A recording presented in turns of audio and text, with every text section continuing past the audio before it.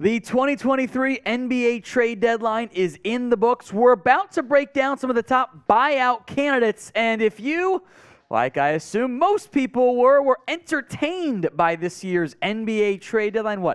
16 trades the last 24-ish hours, 21 the past week. Then like the video, especially if you enjoyed our live NBA trade deadline coverage. Help me out, like the video right now.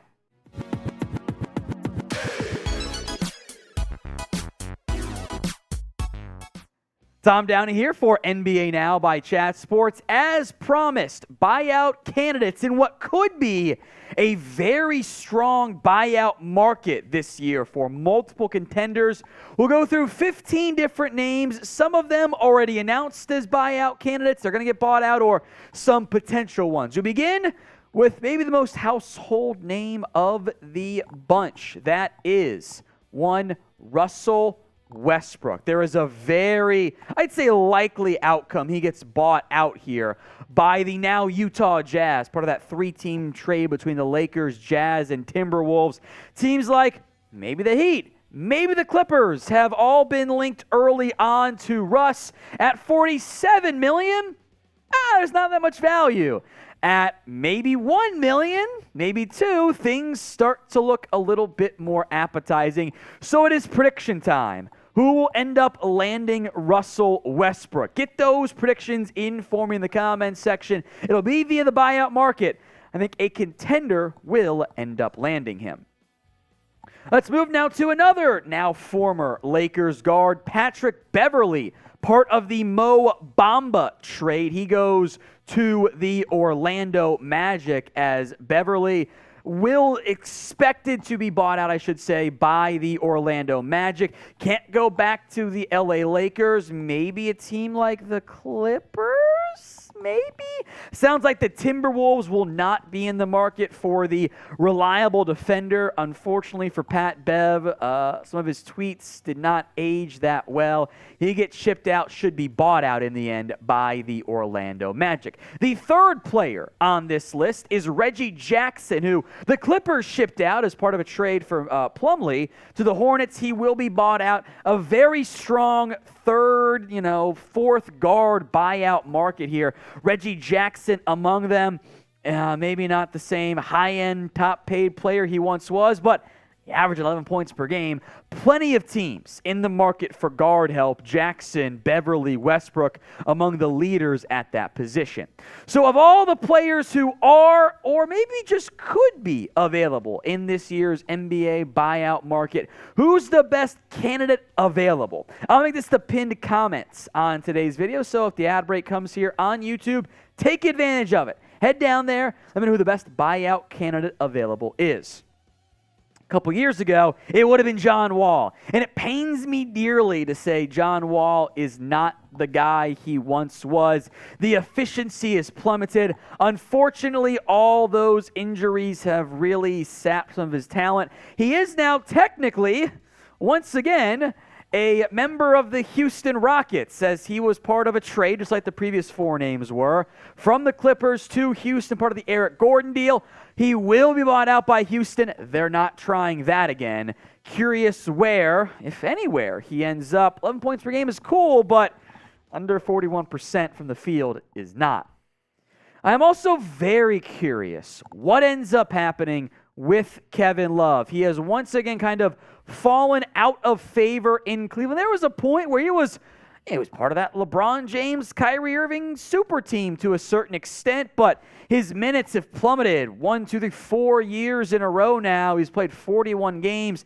8.5 points per game is unsurprisingly an absolute career low. This is the third most games he's played in the last 5 years.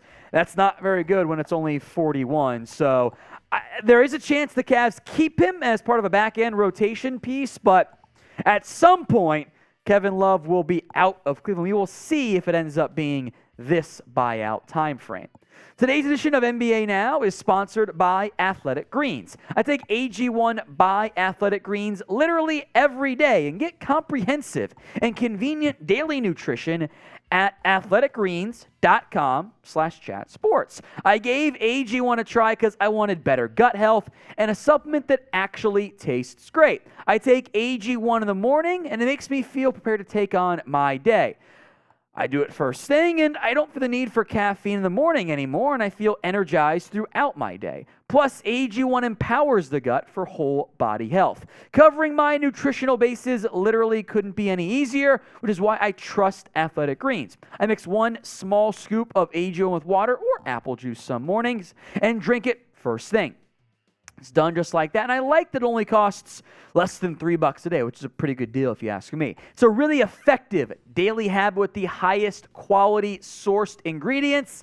That is a win-win. If a comprehensive solution is what you need from your supplement routine, then Athletic Greens is giving you a free 1-year supply of vitamin D and 5 free travel packs with your first purchase. Get that deal by going to athleticgreens.com/chatsports. That's athleticgreens.com/chatsports. Links in the comments and the description of today's show. This is more of a maybe buyout candidate. How about Danny Green, the former 3-and-D star who was shipped off to Houston? He's averaged 3 points per game this year. This is not the Danny Green who kept the Mavs twisting in the wind, kind of, sort of. But Danny Green is a good potential buyout candidate, household name. Maybe this time the Mavs get him. Probably not. All right, Nerlens Noel, the center of the Detroit Pistons. They make the big deal for James Wiseman. They have other big men. Noel was linked in trade talks and averaging under 11 minutes per game and 2.3 points, and the Pistons are still in rebuild mode. Yeah, this is a prime, not really mentioned officially yet, but prime potential buyout candidate. Let's go back to some more players who have recently been traded. Khem Birch, the Raptors center, goes to the Spurs, who we'll come back to in a little bit, by the way. Again, Birch offers you some size at a UNLV, but 2.2 points per game. The buyout market tends to favor 2 groups, guards and centers. The wings, not nearly as appetizing. Now, we will have more NBA news, rumors, trades, free agency coverage, and a whole lot more for you right here on our Chat Sports YouTube channel. Hit that sub button right now for free videos on the NBA, the NFL too, multiple times every single day. Another trade piece, Serge Ibaka, who reportedly has already been waived, agreeing to be waived. The timing is all kind of dicey from that standpoint. Was flipped from the Bucks to the Pacers. The aging kind of stretch 4 who doesn't stretch as well as he once did. If you're looking for a backup big to give you 5, 6, 7, 8 minutes per game, it's a good option to consider. Let's go to Will Barton of the Wizards, the once very talented, I'd say solidly productive member of the Denver Nuggets, is stuck on a not very good Wizards team, and his production has basically been cut in half from what he was doing with Denver. He was averaging a little over 14 points per game after his initial year wrapped up, down to 7.7. The efficiency has dropped, although he's shooting almost the same from three-point range as field goal percentage, which is I blame supporting cast there. We will see if he actually gets bought out, but the growing buzz of a buyout is coming. That is going to be a very popular name because shooting matters, and Barton can still shoot as he ages. Here's a name. I don't know if he gets bought out because the Kings are good this year, which is kind of weird to say out loud. Richaun Holmes, we're not that far removed from him being a 14-8 player for the Kings. This year, 3-2.